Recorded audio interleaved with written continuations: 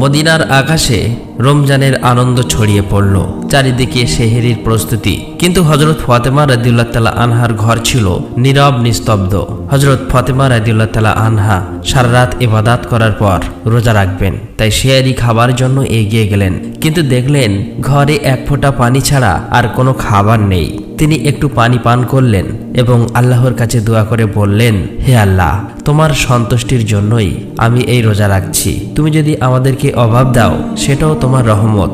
এই দোয়া শেষ হওয়ার সাথে সাথেই মসজিদে নববী থেকে ফরজের সুমধুর আজানের সুর ভেসে আসছে, যেন সমগ্র মদিনাকে ইবাদতের জন্য জাগিয়ে তুলছে। ফজরের নামাজ শেষ হয়েছে। মদিনার আকাশে তখন সূর্য উকি দিচ্ছে। কিছু সাহাবী মসজিদে নববী থেকে বার হচ্ছেন, আর কিছু ব্যবসায়ী বার হয়েছে জীবিকা নির্বাহের জন্য। অতঃপর হযরত আলী রাদিয়াল্লাহু তাআলা আনহু কাজের সন্ধানে বার হলেন।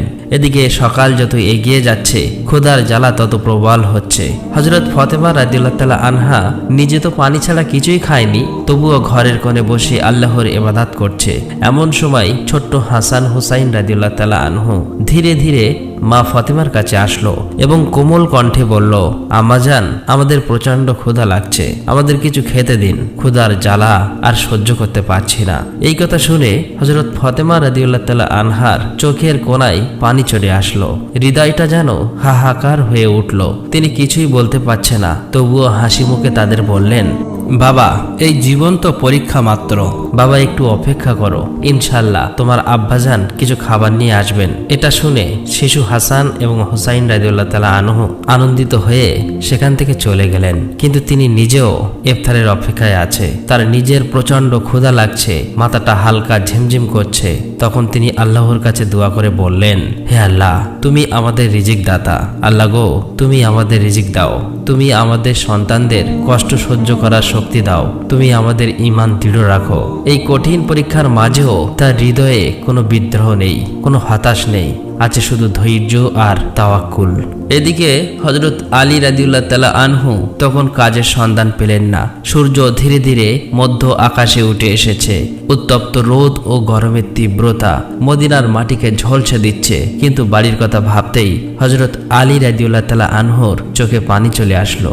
অবশেষে হযরত আলী রাদিয়াল্লাহু তাআলা আনহু এক সাহাবীর বাড়িতে গেলেন এবং সালাম দিয়ে বললেন, ভাই, আমাদের বাড়ি কোনো খাবার নেই, কোনো কাজের সন্ধান দিতে পারবেন? তখন সাহাবী বলল, ইয়া আলী, আল্লাহর কসম, আমি যদি কিছু পেতাম তাহলে নিশ্চয়ই তোমার জন্য রাখতাম। কিন্তু আমার ঘরেও কয়েকদিন চুলায় আগুন জ্বলেনি, আমিও না খেয়ে আছি।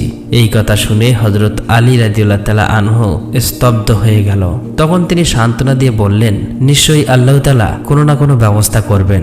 অতঃপর হযরত আলী রাদিয়াল্লাহু তাআলা আনহু আবারও কাজের সন্ধানে বার হলেন। কিছু দূর যাবার পর মনে মনে ভাবল, শহরের শেষ প্রান্তে একজন ধনী ব্যবসায়ী বাস করে, তার কাছে গেলে কেমন হয়, হয়তোবা কোনো কাজের ব্যবস্থা হতে পারে। এই চিন্তা করে সেই ধনী ব্যবসায়ীর বাড়ির দিকে যেতে লাগলেন। এদিকে হযরত ফাতেমা রাদিয়াল্লাহু তাআলা আনহা দরজায় দাঁড়িয়ে হযরত আলী রাদিয়াল্লাহু তাআলা আনহুর বাড়ি ফেরার অপেক্ষায় করুণ নয়নে চেয়ে আছে। ঠিক তখনই শিশু হাসান ও হুসাইন রাদিয়াল্লাহু তাআলা আনহু ক্ষুধার জ্বালা সহ্য করতে না পেরে তার কাছে এসে কোমল কণ্ঠে ফিসফিস করে বলল, আম্মাজান, আব্বাজান কখন বাড়ি আসবে? এই কথা শুনে হযরত ফাতেমা রাদিয়াল্লাহু তাআলা আনহার বুক ফেটে যেতে লাগলো, চোখের কোণে অশ্রু চিকচিক করতে লাগলো। তবুও তিনি তাদের সান্ত্বনা দিয়ে বললেন, বাবা, একটু ধৈর্য ধরো, নিশ্চয়ই আল্লাহ আমাদের সাহায্য করবেন। অতঃপর হযরত আলী রাদিয়াল্লাহু তাআলা আনহু সেই ধনী ব্যবসায়ীর বাড়ি গিয়ে সালাম দিয়ে বললেন, ভাই, আপনার কাছে কোনো কাজ আছে? আমি কাজ করতে চাই। এই ধনী ব্যবসায়ী কিছুক্ষণ চুপ থাকার পর বললেন, হ্যাঁ, আমার খেজুর বাগানে কিছু কাজ আছে, তুমি সেখানে কয়েক ঘন্টা কাজ করতে পারো। কিন্তু আমার একটা শর্ত আছে, কাজের মূল্য হিসেবে আমি কোনো টাকা পয়সা দিতে পারবো না, আমি তোমাকে কয়েকটি খেজুর দিতে পারি। তখন হযরত আলী রাদিয়াল্লাহু তাআলা আনহু নিজের পরিবারের কথা চিন্তা করতেই হৃদয়টা কেঁপে উঠল, চোখে যেন জল চলে এলো। তিনি সঙ্গে সঙ্গে এই কাজ করার জন্য রাজি হয়ে গেল। অতঃপর হযরত আলী রাদিয়াল্লাহু তাআলা আনহু খেজুর বাগানে কাজ করতে লাগলো। খেজুর বাগানের মালিকের নির্দেশ অনুযায়ী সমস্ত কাজ একাই শেষ করলেন। এভাবে কয়েক ঘন্টা অক্লান্ত পরিশ্রম করার পর হযরত আলী রাদিয়াল্লাহু তাআলা আনহু ওই ধনী ব্যবসায়ীর কাছে এসে বললেন, আপনার নির্দেশ অনুযায়ী আমি সমস্ত কাজ শেষ করেছি, এবার আমার মূল্য পরিশোধ করুন। তখন ওই ধনী ব্যবসায়ী কতগুলো খেজুর হযরত আলী রাদিয়াল্লাহু তাআলা আনহার হাতে দিলেন। খেজুর পেয়ে হযরত আলী রাদিয়াল্লাহু তাআলা আনহু খুবই খুশি হলেন এবং সাথে সাথেই আল্লাহর কাছে দোয়া করলেন, হে আল্লাহ, তুমি আমার রিজিক দাতা, তুমি যদি পরীক্ষা নিতে চাও আমরা ধৈর্য ধরব, কিন্তু আমাদের ঈমানকে মজবুত রেখো। এই কথা বলার পর অতি দ্রুত বাড়ির দিকে রওনা দিলেন। অতঃপর হযরত আলী রাদিয়াল্লাহু তাআলা আনহু যখন প্রায় বাড়ির কাছাকাছি চলে আসলো, তখন মদিনার আকাশ গাঢ় লালচে রং ধারণ করেছে। সূর্য পশ্চিম দিগন্তে হেলে পড়ছে, চারিদিকে ইফতারের প্রস্তুতি। ঠিক তখনই হযরত আলী রাদিয়াল্লাহু তাআলা আনহু ক্লান্ত শরীরে বাড়িতে প্রবেশ করলেন, আর সাথে সাথেই দূর থেকে মসজিদের নববীর সুমধুর আজানের ধ্বনি ভেসে আসতে লাগলো। কয়েকটি খেজুর ও পানি ছাড়া তাদের ঘরে ইফতারের জন্য আর কিছুই নেই, তবুও সেই ঘর যেন আল্লাহর রহমতে ভরে গেল। সবাই ইফতারের জন্য একসাথে বসলো। হযরত হাসান ও হোসাইন রাদিয়াল্লাহু তাআলা আনহুর 2টি করে খেজুর দিল। হযরত আলী রাদিয়াল্লাহু তাআলা আনহু 2টি খেজুর এবং হযরত ফাতেমা রাদিয়াল্লাহু তাআলা আনহা 2টি খেজুর নিল। ইফতার করবেন ঠিক এমন সময় একজন ভিক্ষুক বাইরে দাঁড়িয়ে আওয়াজ করে বলতে লাগলো, মা, সারাদিন কিছুই খাইনি, ক্ষুধার যন্ত্রণা আর সহ্য করতে পারছি না, দয়া করে আমাকে কিছু খাবার দিন। হযরত ফাতেমা রাদিয়াল্লাহু তাআলা আনহার হৃদয় ছিল কোমল, অন্তর ছিল দয়ার, তাই তিনি নিজের কথা না ভেবেই বললেন, হে আমার প্রাণের স্বামী, ইফতারের খাবারটুকুই ভিক্ষুককে দিন।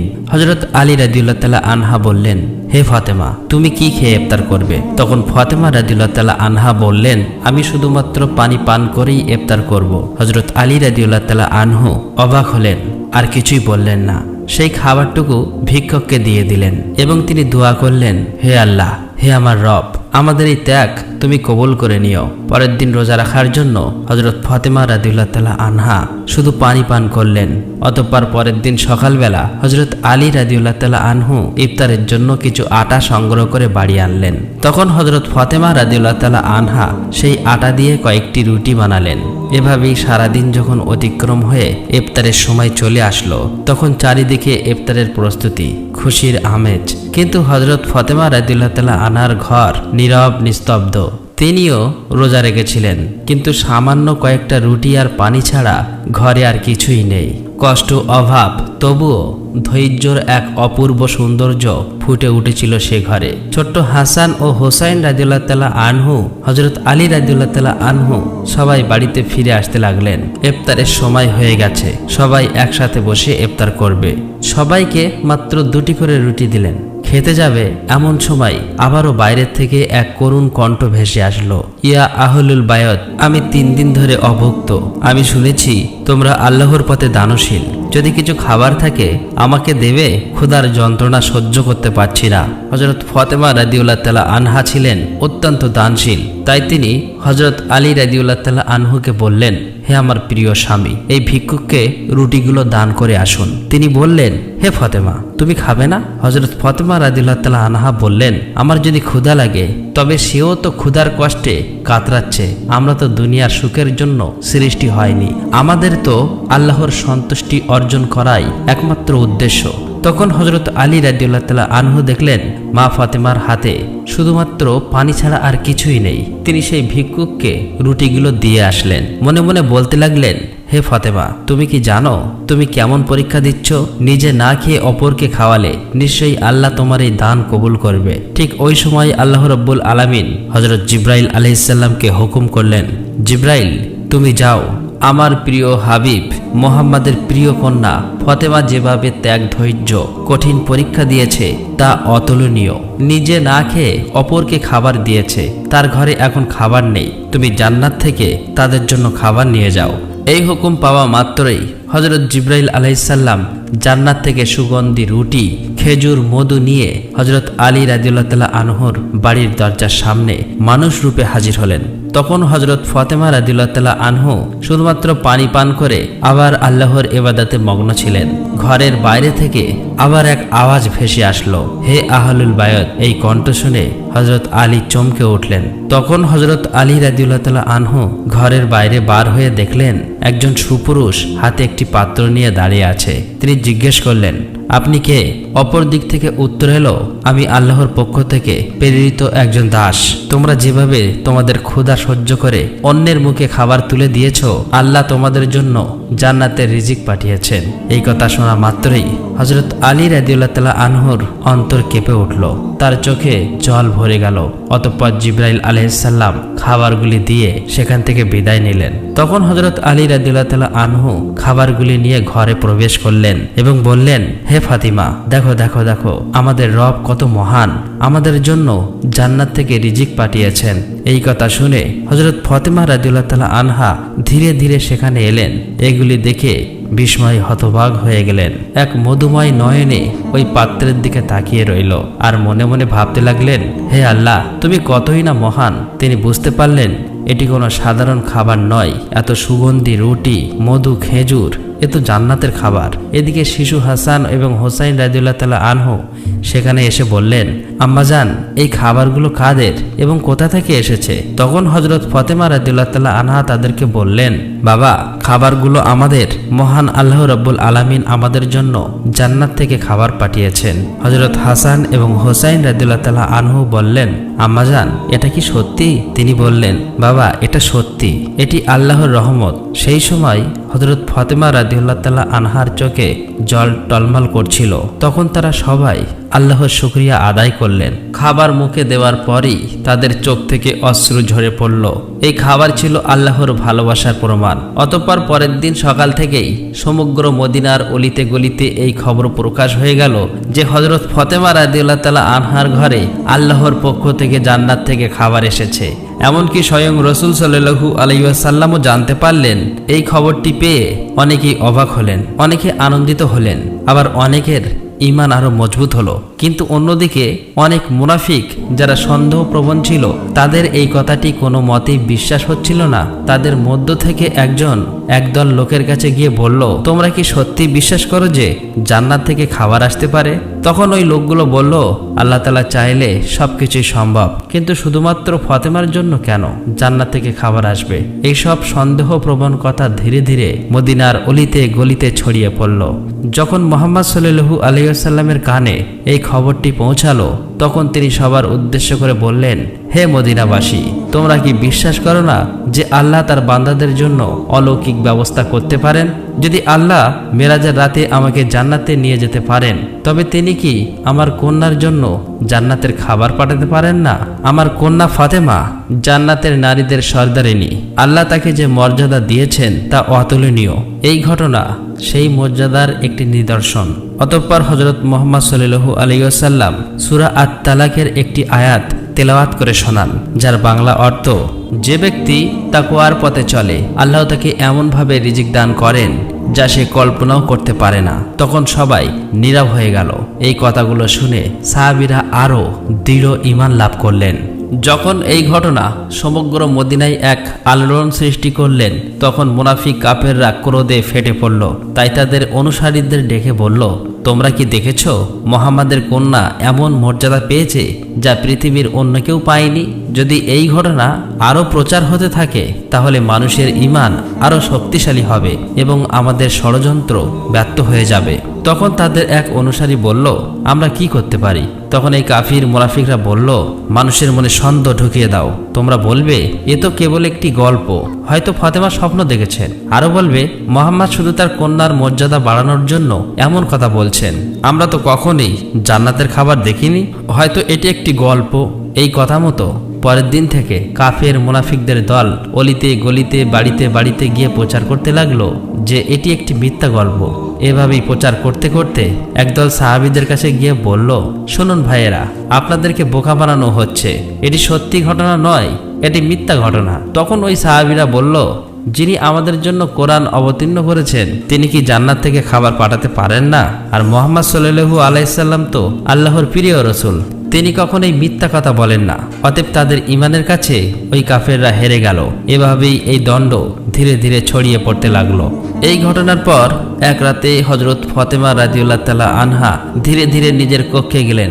দীর্ঘ সময় আল্লাহর ইবাদত করলেন এবং চোখের পানি ঝরালেন। মনে মনে ভাবছেন, কেন আল্লাহ আমাকে এই অলৌকিক নিয়ামত দিলেন? আমার তো দুনিয়ার কিছু চাওয়ার নেই।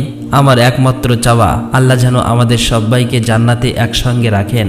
অতঃপর তিনি আল্লাহর কাছে দোয়া করে বললেন, হে আল্লাহ, তুমি আমাকে এমন সম্মানিত করেছ যার জন্য আমি যোগ্য নই। তুমি আমাকে জান্নাতের খাবার দিয়ে দেখিয়ে দিয়েছ যে দুনিয়ার অভাব কিছুই নয় যদি তুমি সন্তুষ্ট থাকো। আমি তোমারই বান্দি। আমার সন্তানদের তুমি হেফাজত করো, আমার স্বামীকে তুমি বরকতময় করো, আর আমার আব্বাকে তুমি জান্নাতের সর্বোচ্চ স্তরে উত্তীর্ণ করো। অতঃপর পরদিন সকালে মদিনার চারিদিকে আলোড়ন সৃষ্টি হলো। তখন হযরত আবু বকর রাদিয়াল্লাহু তাআলা আনহু এবং হযরত ওমর রাদিয়াল্লাহু তাআলা আনহু এই অলৌকিক ঘটনা শোনার পর নবীজি সাল্লাল্লাহু আলাইহি ওয়াসাল্লামের কাছে ছুটে এলেন এবং বললেন, ইয়া রাসূলুল্লাহ, এই ঘটনা আমাদের জন্য এক বিরাট নিদর্শন। এটি আমাদের ঈমান আরো দৃঢ় করেছে। তখন হযরত ওমর রাদিয়াল্লাহু তাআলা আনহু বললেন, আমরা কি এই খাবারের কোনো অংশ দেখতে পারি? নবীজি সাল্লাল্লাহু আলাইহি ওয়াসাল্লাম হাসলেন এবং বললেন, হে ওমর, এটি এমন এক নিয়ামত যা শুধু আল্লাহ যাকে ইচ্ছা করে তাকেই দান করেন। কিন্তু এটি শুধু খাবারের ব্যাপার নয়, বরং এটি এক মহান শিক্ষা। এই কথা শুনে সাহাবীদের হৃদয় পুরো শান্তিতে ভরে গেল। অবশেষে হযরত মুহাম্মদ সাল্লাল্লাহু আলাইহি ওয়াসাল্লাম হযরত ফাতেমা রাদিয়াল্লাহু তাআলা আনহার বাড়িতে এলেন। তিনি জানতেন তার কন্যা ফাতেমা শুধু তার মেয়ে নয়, বরং তিনি ইসলামের এক মহান আদর্শ। রাসূল সাল্লাল্লাহু আলাইহি ওয়াসাল্লাম মৃদু হেসে বললেন, হে আমার কলিজার টুকরো ফাতেমা, তুমি জান্নাতের নারীদের নেত্রী, আর এই খাবার তোমার মর্যাদাই প্রমাণ। তখন হযরত ফাতেমা রাদিয়াল্লাহু তাআলা আনহা বিনয়ের সাথে মাথা নিচু করলেন এবং বললেন, ইয়া রাসূলুল্লাহ, আমি তো শুধুই একজন দুর্বল বান্দা। এই সম্মান একমাত্র আল্লাহর রহমতে। নবীজি সাল্লাল্লাহু আলাইহি ওয়াসাল্লাম সন্তুষ্টিতে বললেন, হ্যাঁ, কিন্তু আল্লাহ তার প্রিয় বান্দাদেরই এই রহমত দেন। তুমি ধৈর্য ধরেছ, তুমি তাকওয়ার পথ অবলম্বন করেছ, আর তাই তিনি তোমাকে জান্নাতের খাবার দ্বারা সম্মানিত করেছেন। এই মুহূর্তটি ছিল এক অপার্থিব প্রশান্তির মুহূর্ত। হযরত মুহাম্মদ সাল্লাল্লাহু আলাইহি ওয়াসাল্লাম হযরত আলী রাদিয়াল্লাহু তাআলা আনহু, হযরত ফাতেমা রাদিয়াল্লাহু তাআলা আনহা ও হাসান হুসাইনের দিকে তাকিয়ে বললেন, আমি কসম করে বলতে পারি, তোমার অন্তরে যে পরিপূর্ণ ঈমান আছে তা আমাদের সকলের জন্য একটি আদর্শ। হযরত ফাতেমা রাদিয়াল্লাহু তাআলা আনহা চোখের পানি মুছে মৃদু হেসে বললেন, আমরা সবাই একদিন জান্নাতে এই খাবারের স্বাদ উপভোগ করব ইনশাআল্লাহ। তখন মুহাম্মদ সাল্লাল্লাহু আলাইহি ওয়াসাল্লাম হাত তুলে দোয়া করলেন, হে আল্লাহ, তুমি আমার ফাতেমাকে, আমার আলীকে, আমার হাসান ও হোসেনকে এবং আমার উম্মহকে জান্নাতের সেরা নিয়ামত দান করো। অতঃপর হযরত মুহাম্মদ সাল্লাল্লাহু আলাইহি ওয়াসাল্লাম সেখান থেকে চলে আসলেন। সেই সময় বনি সালিম গোত্রের এক লোক প্রিয় নবীজির মহাশত্রু ছিল। সে একাই নবীজি সাল্লাল্লাহু আলাইহি ওয়াসাল্লামের বাড়ির কাছে এসে বললেন, হে মুহাম্মদ, তুমি বাইরে এসো, তোমার গলা না কাটা পর্যন্ত আমার হাত স্থির হবে না। এমনই অমানবিক কথাবার্তা বলতে লাগলো। তখন হযরত ওমর ফারুক রাদিয়াল্লাহু তাআলা আনহু ও বেশ কয়েকজন সাহাবী লোকটার এরূপ আচরণ দেখে খুবই রেগে গেলেন এবং বললেন, ইয়া রাসূলুল্লাহ, আপনি অনুমতি দিলে এই শয়তানকে তলোয়ার দিয়ে দ্বিখণ্ডিত করে দেই। তখন নবী করিম সাল্লাল্লাহু আলাইহি ওয়াসাল্লাম ঘরের বাইরে এসে সাহাবীদেরকে বললেন, সাবধান, তোমরা ওকে কিছুই বলবে না, কেননা ও তো এটাই জানে না যে আল্লাহ কে, তার নবীকে এবং ইসলাম কি। যখন এগুলো বুঝতে পারবে তখন আর এই রূপ কথা মুখে উচ্চারণ করবে না। অতঃপর রাসূল সাল্লাল্লাহু আলাইহি ওয়াসাল্লাম ধীরে ধীরে লোকটির কাছে এসে অতি নম্র ভাষায় মিষ্টি সুরে বললেন, তুমি আমার উপর এমন রাগান্বিত হলে কেন? এই আসমান, জমিন, মানুষ, বিশ্ব জগতের একমাত্র সৃষ্টিকর্তা যিনি, আমি তো শুধু তার কথাই বলি। আমি শুধু তার উপর ঈমান আনার জন্যই সবাইকে ডাকি। একমাত্র আল্লাহকে ভয় করো, যিনি অসীম ক্ষমতাশালী এবং সর্বশক্তিমান। তাই বলছি, গর্ব ও অহংকার আর ক্রোধ, হিংসা বাদ দিয়ে সেই মহান আল্লাহকে ভয় করো আর আযাবকে ভয় করো, নয়তো অনন্ত অসীম কাল কঠোর আযাব ভোগ করতে হবে। রাসূল সাল্লাল্লাহু আলাইহি ওয়াসাল্লামের মুখে এরূপ কথা শুনে তার কোমল ব্যবহার দেখে লোকটি স্তব্ধ হয়ে গেল। কিছুক্ষণ চুপ থাকার পর হঠাৎ বলে উঠল, নিশ্চয়ই মুহাম্মদ সাল্লাল্লাহু আলাইহি ওয়াসাল্লাম আল্লাহর প্রেরিত রাসূল। আমি আপনার কথায় বিশ্বাস স্থাপন করে এক আল্লাহর উপর ঈমান আনলাম। এই কথা বলার পর সাথে সাথেই নবীজির হাতে হাত রেখে কলেমা পড়ে মুসলমান হয়ে গেল। তখন মুহাম্মদ সাল্লাল্লাহু আলাইহি ওয়াসাল্লাম সেই ব্যক্তিকে ঘরের মধ্যে নিয়ে গেলেন। তাকে জিজ্ঞাসা করলেন, তোমার বাড়িতে কে আছে, তুমি কিভাবে খাও এবং কিভাবে চলাফেরা করো, নানান প্রশ্ন করলো। তখন লোকটি বলল, ইয়া রাসূলুল্লাহ, আমি হলাম বনি সালিম গোত্রের সবচেয়ে বেশি গরিব মানুষ। দিন মজুরি করে কোনো রকম সংসার চালাই, অধিকাংশ সময় না খেয়েই থাকি। তখন রাসূল সাল্লাল্লাহু আলাইহি ওয়াসাল্লাম উপস্থিত সাহাবীদের লক্ষ্য করে বললেন, তোমাদের মধ্যে এমন কেউ কি আছে যে একটি উট দান করবে? সঙ্গে সঙ্গে হযরত আব্দুল্লাহ ইবনে আব্বাস রাদিয়াল্লাহু তাআলা আনহু বললেন, ইয়া রাসূলুল্লাহ, আমার মাত্র একটি উট আছে, আমি সেইটি দান করলাম। তারপর রাসূল সাল্লাল্লাহু আলাইহি ওয়াসাল্লাম আবার বললেন, তোমাদের মধ্যে এমন কেউ কি আছে যে একটি পাগড়ি দান করবেন? সাথে সাথেই হযরত আলী রাদিয়াল্লাহু তাআলা আনহু নিজের মাথার পাগড়িটা দান করলেন। রাসূল সাল্লাল্লাহু আলাইহি ওয়াসাল্লাম আবার বললেন, তোমাদের মধ্যে এমন কেউ কি আছো যে এই নতুন মুসলিম ভাইয়ের জন্য খাদ্যের ব্যবস্থা করবে? তখন হযরত সালমান ফার্সি বললেন, ইয়া রাসূলুল্লাহ, আপনি অনুমতি দিলে আমি কোনো না কোনো বাড়ি থেকে খাদ্যের ব্যবস্থা করতে পারি। অতঃপর হযরত সালমান ফার্সি ওই নও মুসলিমকে নিয়ে অনেক বাড়িতে গিয়ে খাদ্যের সন্ধান করতে লাগলেন, কিন্তু কোথাও কোনো খাবার পেলেন না। অবশেষে হযরত ফাতেমা রাদিয়াল্লাহু তাআলা আনহুর বাড়িতে আসলেন। হযরত সালমান ফার্সি বললেন, হে ফাতেমা, এই নতুন মুসলিম ভাইয়ের খাবারের জন্য অনেক বাড়িতে ঘুরলাম, কিন্তু কোথাও কিছু পেলাম না। এখন তোমার ঘরে যদি কোনো খাদ্য থাকে তাহলে একে দিন। এই কথা শুনে হযরত ফাতেমা রাদিয়াল্লাহু তাআলা আনহার দুই চোখের অশ্রু সিক্ত হয়ে উঠল। তার হৃদয় ছিল কুসুমের মতো কোমল। তিনি সালমান ফার্সিকে সম্বোধন করে বললেন, ভাই, আমার ঘরেও কোনো খাবার নেই। আমার পুত্র হাসান এবং হুসাইন ক্ষুধার জ্বালায় আর সহ্য করতে পারছে না। খাবার দেবার মতো আমার কাছে কিছুই নেই, তবে আমার কাছে বেশ দামি একখানা ওড়না আছে, আমি সেটা ব্যবহার করি না। আপনি সেই ওড়নাটা নিয়ে ইহুদিদের বাড়ি যান এবং সেখান থেকে এই ওড়নাটা বিক্রি করে তার মূল্য দিয়ে কিছু আটা কিনে আমার এই নও মুসলিম ভাইয়ের জন্য খাদ্যের ব্যবস্থা করুন। এই কথা শুনে তাদের চোখ জলে ভিজে গেল। হযরত ফাতেমা রাদিয়াল্লাহু তাআলা আনহার এমন ব্যবহার দেখে তারা অবাক হয়ে গেল। হযরত ফাতেমা রাদিয়াল্লাহু তাআলা আনহা দান, ত্যাগ ও ধৈর্যের যে জ্বলন্ত নমুনা পৃথিবীতে রেখে গিয়েছেন, তা চিরদিনই ইসলামের ইতিহাসে স্বর্ণাক্ষরে উজ্জ্বল হয়ে থাকবে। আমরা যদি সবাই সামর্থ্য অনুযায়ী অসহায় গরিব মিসকিনদের সাহায্য করতে পারি, তাহলে ধনী গরিব সকলেই সুখী জীবন যাপন করতে পারবো। প্রিয় দর্শক, আমরা সকলেই সেই দয়ালু, দানশীল, উত্তম চরিত্রের অধিকারী হযরত ফাতেমা রাদিয়াল্লাহু তাআলা আনহার মতো ও রাসূল সাল্লাল্লাহু আলাইহি ওয়াসাল্লামের মতো উত্তম চরিত্র ও দানশীল হতে পারি। আল্লাহ রাব্বুল আলামিন আমাদের সকলকে সেই তৌফিক দান করুক। আমিন। আসসালামু আলাইকুম।